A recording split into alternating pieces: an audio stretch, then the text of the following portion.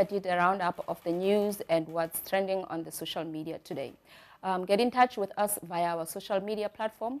On Facebook, we are OurCity CT, and on Twitter, we are at OurCity CT.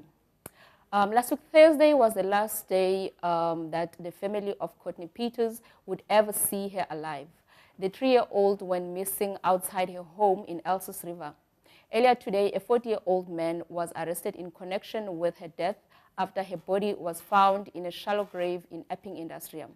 This evening, we're examining the issue with Imraan Mukkadam and Fredericks, who were both involved with the search for Courtney. But before that, let's take a look at this short video courtesy of Eyewitness News.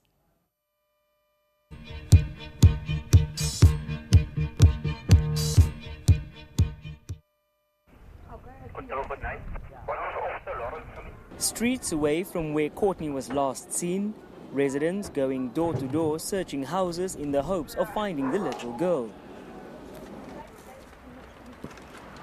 Elsies River residents have come out in their numbers to assist in the search for missing 3-year-old Courtney Pieters. Police yesterday extended their search to this area. Her mother, Juanita, has made a desperate plea for a safe return.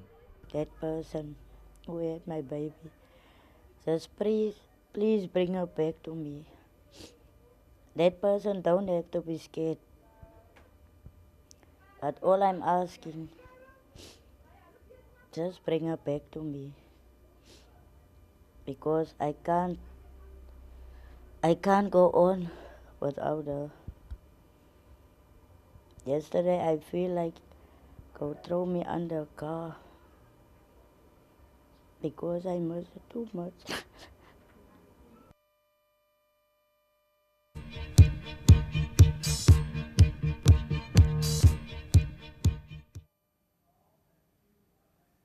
Welcome back. Joining me now in studio, we have Imraan Mukkadam, who is the chairperson of the Elsies River Community Police Forum, and we have Fredericks from the Mitchell's Plain Crisis Forum. Welcome and thank you for joining us. Thank you for having us. Let me start with you, Imraan. In terms of judging this footage around the search for Courtney, it looks like a lot of community was out trying to make sure that she is found safely. From your perspective, just give us an overview about the process and the role that the community at large played during that time. Well, I think it's been a long search. It was 9 days that the young girl was missing before her body was found. So it was a process that built up. So we had initial searches, and then we had the Mitchell's Plain Crisis Forum joining us, and then we had other neighborhood watchers and other CPFs joining the search through the whole of last week.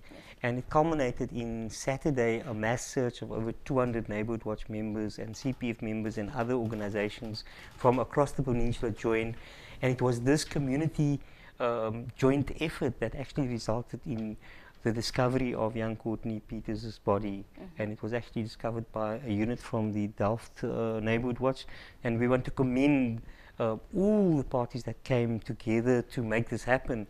And we must emphasize that, yes, the police played a major role and they had been taking a lead in terms of the investigation, but the actual breakthrough came as a result of the community's involvement and effort. Joni, in terms of missing children in South Africa, they have reported that the numbers are skyrocketing of children going missing. When it comes to the response from the police, how adequate has that been? Because I remember last week there were some issues where police refused to go search the house because there was no search warrant. Yes, look, this is the police's response is absolutely inadequate, because it's as a direct result of their inadequacy that the Mitchell's Plain Crisis Forum was called in to come in, assist, and in effect to come and lead the search. Because when we arrived on the scene, you know, we heard stories such as the police captain, and I want to go as far as naming this captain. Captain De Beer that told the mother in her face that, you know what, I will have you locked up in Paulsmoor. She went as far as telling the community, you do not have to search anymore. She called the search off. And if it wasn't for the tenacity of the community of Elsies River in continuing to look for Courtney, then I believe this would just become another statistic. Now, the role of the community, Imraan, in terms of being persistent, even though the police would say you have played your part, there's not much we can do. How important would you say it is to be persistent on the issue? I think we've learned a lot from this process, and most importantly, it is that we as community needs to be organized and mobilized, and we take our lead from other communities throughout the peninsula that have gone through similar experiences in Mitchell's Plain, in Lavender Hill, now in Kailicha as well.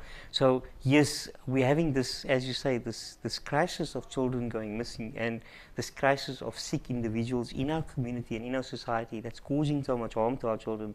And the only protection that we have is each other. So it's very important that communities come together, join CPF structures, join and form neighborhood watches, form street committees, form WhatsApp groups, and start looking out for each other, because that is an indictment on our community, is that we weren't there for Courtney when she needed us most because we didn't care. And that is something that we need to fix. We need to heal our community from the sickness of not caring for each other's neighbors, for each other's children. And that is why it's important that we mobilize and organize, and that we start showing an interest in our community, in our vicinity, and in our surroundings. Joni, I believe the man who is now arrested was actually a tenant at Courtney's house. When it comes to the whole issue around stranger danger, because it is believed that most of the perpetrators, the kids, they know them. When it comes to raising awareness towards the parent, what would you say is the most important thing? You know what, it's, you played a clip just now of the interview with Jonita Pieters. And what is chilling is that that man was in the room while the interview was done. He was standing right next to me. Really? When she was crying out for her child. And that, you know what, it cuts through bone. Because I cannot believe that a perpetrator can be so cold on top of everything that is done, that has been part of the search, of the candlelight vigils, of the prayer services, and right there during the many interviews that took place. So that for me is just, it takes the cake. I've never experienced something like that. So no one suspected anything during Nothing. that process? He was a trusted family friend. He's never ever given any trouble. He was just the nice uncle. The person that nobody had a second thought of leaving little Courtney in the house with. And so for me, you know, I've been asked over and over, what are we doing now? It's difficult. All of us, the CPFs, the community organizations, the individuals, the mothers, the fathers, we all need to come together to review our responses so far, but most importantly, we need to look at the new message of giving our children. Because before it was, the message was, watch out for the uncle, watch out for the stranger. So, you know, the stranger is in the house. So right now, I don't have an answer for you, but I do know is that we will be looking forward to work with all of these other role players in terms of looking at the new responses. In closing, Imraan, for communities, what role can we play in terms of trying to prevent such cases from happening? In this particular instance, it was that close. It was somebody that was in the house, somebody that was trusted. So it means that we have to be, and it's a sad thing to say, we have to trust less when it comes to our children. We need to be extra vigilant. We cannot now you know, accept on face value that somebody has that good credentials because of his good character.